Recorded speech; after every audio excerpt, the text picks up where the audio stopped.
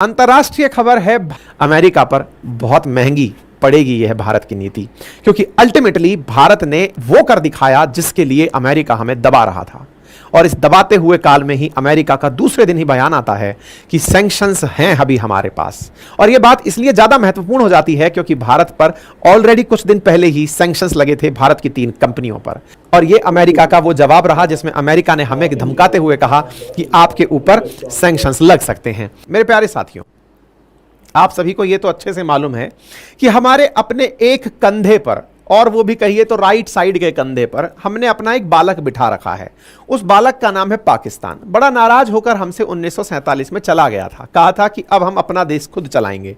अब अपना देश खुद चलाएंगे, वो कैसे चला रहा है ये तो हमें दिख रहा है, लेकिन इस बालक की नादानी के चलते हम दुनिया के बहुत से देशों से कटे हुए हैं। उदाहरण के लिए, जब अफगानिस्तान में भुखमरी के हालात थे तब हमने अनाज भेजने के लिए इससे सहायता मांगी थी कि यार देखो, अफगानिस्तान के लोग आतंकवाद से तो पीड़ित हैं ही, भुखमरी से भी पीड़ित हैं जब अमेरिका चला गया है। अगर तुम चाहो तो हम अपनी तरफ से अनाज इन्हें भेज सकते हैं। पाकिस्तान ने लाखों प्रयास किए कि कैसे ना कैसे रोका जाए, लेकिन इन चीजों को उसने अटका के रखा। लेकिन भारत तो चाहता है कि भाई हमारे चाहे पाकिस्तान के साथ संबंध कैसे भी रहें, लेकिन अन्य पड़ोसियों से तो संबंध मजबूत रहने चाहिए। इसी क्रम में हमने अफगानिस्तान से रिश्ते बरकरार रखने के लिए वर्ष 2002 में पहली बार प्रयास किया। अफगानिस्तान से प्रयास नहीं किया था कि व्यवहार कैसे रखना है। आप में से कई लोग कह सकते हैं सीधे हवाई जहाज से आ जाओ, कौन रोक रहा है। बिल्कुल सही कह रहे हैं, लेकिन हवाई जहाज से गेहूं अगर भेजोगे तो बहुत महंगा पड़ जाएगा ना। हवाई जहाज से अगर इस तरह की रसद सामग्री भेजने लगोगे तो जितने का वो है उससे कई महंगा पड़ जाएगा। ऐसी स्थिति में बहुत से सामान ऐसे होते हैं जिन्हें रेल से, ट्रेन से, वो पानी के जहाज से भेजकर सस्ते में पहुंचाना होता है ताकि वो किफायती दरों तक हमें भी पड़े और दूसरे को भी पड़े। अच्छा, हमें ना केवल अफगानिस्तान बल्कि सेंट्रल एशियन कंट्रीज जो कि कभी यूएसएसआर का हिस्सा हुआ करती थी, यही जो तुर्कमेनिस्तान, किर्गिस्तान, ताजिकिस्तान, इन सब देशों के साथ भी व्यापार रखने थे। इन सब के साथ भी व्यापार रखने में पाकिस्तान बड़ा व्यवधान बनकर बैठा था। वहां पहुंचने के लिए जो लैंडलॉक कंट्रीज हैं उन तक पहुंचने के लिए जो हमारे पास रास्ता था वो केवल ये था कि हम ईरान का सहयोग लें। ईरान का सहयोग कैसे लें? तो असल में पाकिस्तान के बलूचिस्तान में एक पोर्ट है जिसका नाम है ग्वादार पोर्ट। ये वो पोर्ट है जिसके माध्यम से चीन चाइना पाकिस्तान इकोनॉमिक कॉरिडोर की कल्पना देखता है, पाकिस्तान ऑक्यूपाइड कश्मीर से होकर। जिनजियांग प्रोविंस से ग्वादार पोर्ट तक सीपैक का निर्माण $60 बिलियन में चीन द्वारा पाकिस्तान में किया जा रहा है। एक तरफ तो चीन की बढ़ती हुई अरब सागर में चुनौती, दूसरी तरफ अफगानिस्तान से कटते हमारे संबंध और सेंट्रल एशिया तक व्यापार की जो सुगमता है, जब यह प्रभावित होने लगी तो वर्ष 2002 में भारत के नेशनल एडवाइजर हुआ करते थे ब्रजेश मिश्र, प्रधानमंत्री हुआ करते थे अटल जी। उस समय पर ईरान के नेशनल एडवाइजर ने आकर के इन्हें सलाह दी कि क्यों ना आप हमारे साथ मिलकर सेंट्रल एशिया के साथ में व्यापार को प्राथमिकता दें। अटल जी की सरकार में यह फैसला हुआ कि क्यों ना हम यहां से मात्र 72 किलोमीटर दूर ही एक स्थान जिसका नाम है चाबहार, इस स्थान को विकसित करें और इस स्थान को विकसित करके यहां पर पोर्ट बनाएं। ईरान में बढ़िया कनेक्टिविटी ऑफ रोड है, तो ऐसी स्थिति में यहां से बढ़िया से रोड यहां तक पहुंच जाएगा और जहां पहुंचेगा दैट इज अफगानिस्तान। उस अफगानिस्तान के बॉर्डर तक तो ईरान की सड़कें और रेल ही सामान पहुंचा देंगी, लेकिन इस बॉर्डर से और यहां तक ये वाली जो जगह दिख रही है, असल में अफगानिस्तान में यहां पर एक इस प्रकार का हाईवे बना हुआ है जिसे गारलैंड हाईवे कहते हैं, नेकलेस की तरह दिखने वाला हाईवे। यहां पर जरांज है और यहां पर डेलाराम है। तो इंडिया ने लगभग 250 किलोमीटर की सड़क बनाने का तो यहां निर्णय लिया जिसे जरांज डेलाराम हाईवे कहते हैं, और यहां से लेकर यहां के बीच की कनेक्टिविटी को भारत ने ईरान के भरोसे छोड़ा कि आप इसे बनाइए, हम यहां पर पोर्ट बनाते हैं और उस पोर्ट पर इंडिया के जेएनपीटी से लेकर के जहाज यहां भेजेंगे, कांडला से लेकर जहाज यहां भेजेंगे। कांडला से लगभग 550 नॉटिकल माइल्स की दूरी पर यह ग्वादार पोर्ट के नजदीक चाबहार पोर्ट स्थित है। ठीक है साहब, यह 2002 में कार्य प्रस्तावित हुआ। अब जब बातें होती हैं तो 2002 से आप 22 साल बाद आज सुन रहे हैं। तो इस बीच में क्या क्या हुआ? इस बीच में चाबहार पोर्ट का विकास भी हुआ बढ़िया से। भारत ने यहां पर काफी अच्छे से इंटरफेरेंस रखा और यहां पर पोर्ट का निर्माण भी शुरू हुआ। लेकिन इसी बीच में जियोपॉलिटिक्स में काफी सारी चीजें बदल रही थी। क्या बदल रहा था? ये जो ईरान है ना, इसे लेकर अमेरिकी रवैया बदल रहा था। कैसे? असल में ईरान लंबे समय से न्यूक्लियर वेपन बनाने का प्रयास कर रहा है।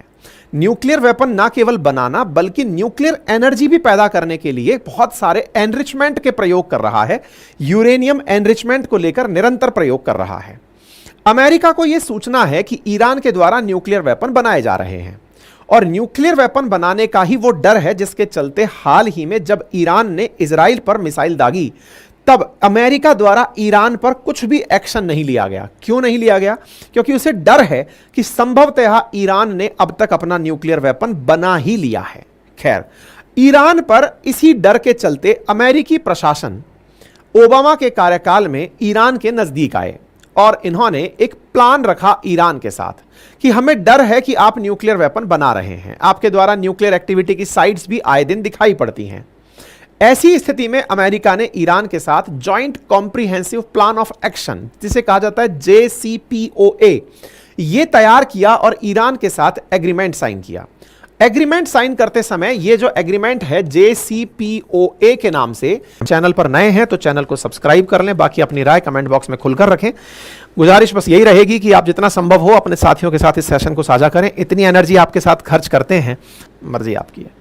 चलिए, जिस ईरान ने हाल ही के समय पर अमेरिका को आंखें दिखाई थी, आपको यदि याद हो तो इजराइल और ईरान का जब कन्फ्लिक्ट शुरू हुआ तो इजराइल ईरान की चाहे जो भी रही हो, लेकिन ईरान ने अमेरिका की एक ना सुनी। अगर आपको ध्यान हो तो अमेरिका ने ईरान से कहा था कि आप इजराइल पर वेपन ना यूज करें, लेकिन ईरान ने इजराइल पर वेपन यूज करके अमेरिका की हेजिमोनी को सीधे सीधे चैलेंज कर दिया था। आप विचार कीजिए कि वो अमेरिका जो पर्शियन गल्फ में अपने ना जाने कितने बेस बनाकर न जाने कितने पानी के जहाज लेकर खड़ा है, ईरान द्वारा इजराइल पर वेपन का प्रयोग भी किया गया और अमेरिका चुपचाप बैठकर देखता रहा। अमेरिकी वर्चस्व को मिला यह चुनौती जो ईरान ने दी, यह अमेरिका के घटते प्रभाव को समझने के लिए पर्याप्त है।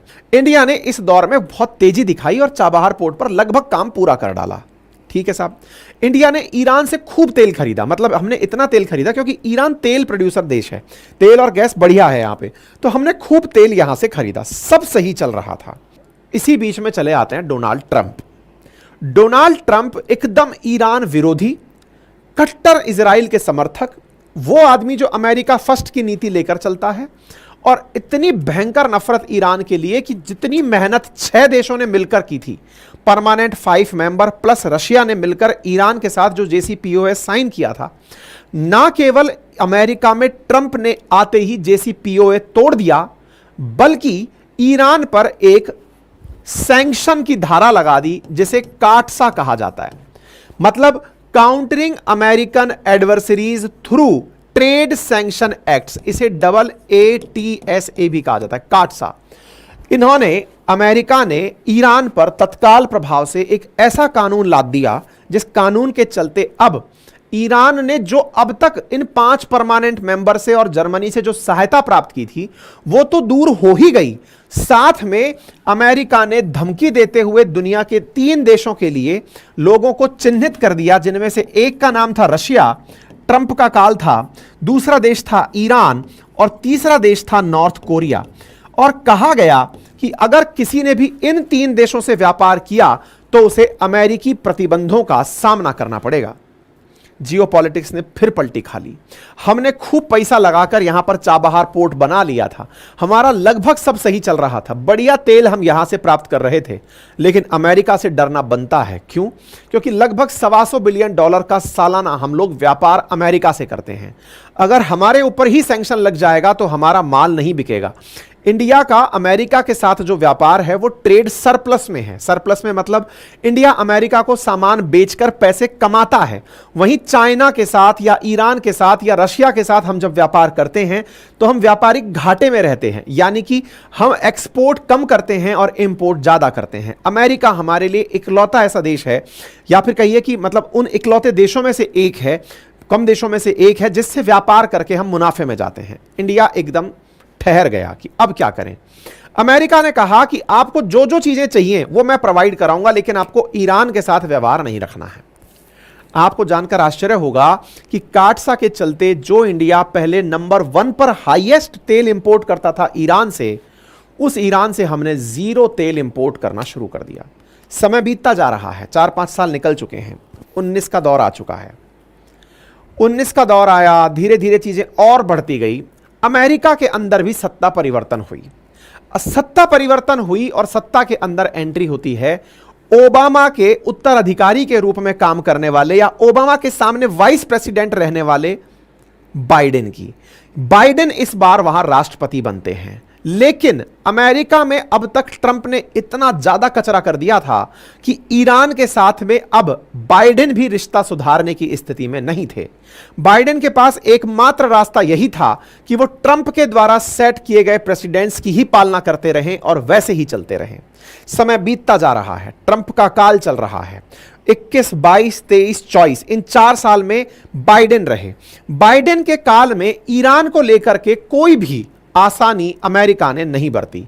हम इस उम्मीद में थे कि जब ट्रंप जाएंगे तो इनके बाद में बाइडेन आएंगे जो कि ओबामा प्रशासन में काम कर चुके हैं, तो हो सकता है JCPOA फिर से हो और हमारा चाबहार शुरू हो जाए।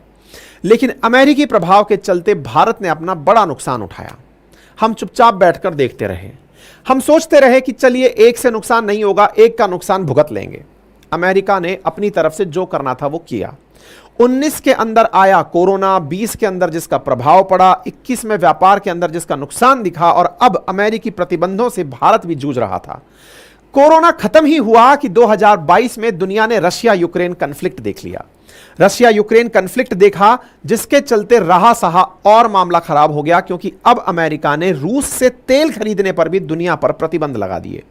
दुनिया पर लगे इन प्रतिबंधों का ही भारत ने भी पालन करने का सोचा, लेकिन फिर सोचा कि अगर एक बार तो हमने ईरान से तेल खरीदना बंद किया, रूस से भी व्यापार बंद कर देंगे तो हम इतनी बड़ी आबादी को कैसे रखेंगे। काम आई भारत की कूटनीति। भारत के तरफ से अमेरिका के साथ टेबल पर बैठकर बात किया गया कि अगर आप लोग ऐसे ही करते रहे तो हम अपने 140 करोड़ लोगों को लेकर कहां जाएंगे। आप इधर रूस से तेल खरीदना बंद करवा दो, दुनिया के देश गल्फ के गिनती भर के देशों से खरीदेंगे, ईरान से हम खरीद नहीं सकते। तेल के दाम मांग और आपूर्ति के नियम में डिमांड बढ़ने और सप्लाई घटने के साथ आसमान में चले जाएंगे, फिर हम क्या करेंगे। भारत के द्वारा जब अपनी बात को दृढ़ता से रखा गया, दुनिया के अंदर लगभग 1/5 आबादी रखने वाला देश जब अपनी बात को लेकर अडिग रहा, तो अमेरिका को भी झुकना पड़ा और कहा कि आप रूस से तेल खरीद सकते हैं, कंडीशन है कि आप $60 प्रति बैरल से कम के दाम पर खरीदेंगे ताकि व्यापार प्रभावित ना हो। इंडिया ने जबरदस्त तरीके से तेल खरीदा। इंडिया ने जब तेल खरीदा तब इंडिया को धीरे धीरे रूस की ताकत भी समझ में आने लगी। रूस की ताकत यह थी कि रूस रशिया यूक्रेन कन्फ्लिक्ट में 800 से ज्यादा दिन से लगातार पश्चिमी देशों के सामने खड़े होकर के यूक्रेन को पटकनी दे रहा है। असल में यूक्रेन के नाम पर वेस्टर्न वर्ल्ड को पटकनी दे रहा है और दुनिया के देश उसे हिला नहीं पा रहे हैं। दुनिया में इस समय पर एक और शिफ्ट देखा गया। शिफ्ट यह था कि जिस ईरान को हमने छोड़ दिया था कि हम इससे तेल नहीं खरीदेंगे, उधर पहुंच जाता है चाइना। चाइना पहुंचता है ईरान के पास और $400 बिलियन की डील करता है। कहता है कि समझो जिंदगी भर तेल आप हमें बेचो, हम अमेरिका से डरने वाले नहीं हैं। जिस प्रकार से रूस से तेल खरीद करके भारत ने चीन के आगे बैठकर हमने पथ प्रदर्शक की भूमिका निभाई, इस बार चीन ने हमारे लिए पथ प्रदर्शक की भूमिका निभाई। चीन ने कहा कि मैं ईरान से तेल खरीद रहा हूं, अमेरिका को जो करना है हम पर कर लें। इंडिया को लगा कि यार हमने ईरान से तेल ना खरीद कर कुछ गलत किया है। आपको दिखा भी होगा, ईरान ने भारत को भी दिखाने के लिए कि देखो आप तेल नहीं खरीदे, हम पाकिस्तान के साथ बातचीत करेंगे, क्योंकि अल्टीमेटली आप हमारे साथ नहीं जाएंगे तो किसके साथ जाएंगे, आप हमारे साथ कुछ तो व्यवहार शुरू करिए। इधर चाइना मजबूती से ईरान के साथ खड़ा था, उधर रशिया ईरान के साथ मजबूती से खड़ा था, क्योंकि रशिया को जब ड्रोन की जरूरत पड़ी तो ईरान ने अपने कामिकाजे ड्रोन रूस को पकड़ाए थे।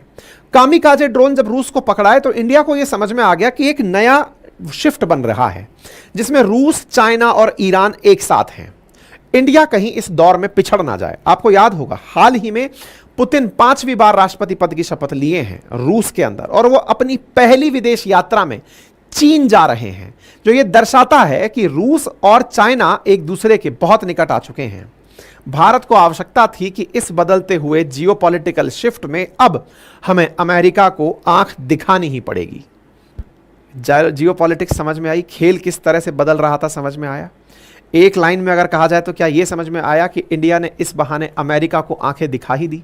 उम्मीद है आपको पूरा angle, behind the scene story सब समझ में आ गया। और अगर समझ में आ गया तो एक बार थम्स अप करके मुझे कमेंट बॉक्स में बता दीजिए। वीडियो पर प्रेजेंट है तो लाइक करके बता दीजिए, साथियों से शेयर करके बता दीजिए।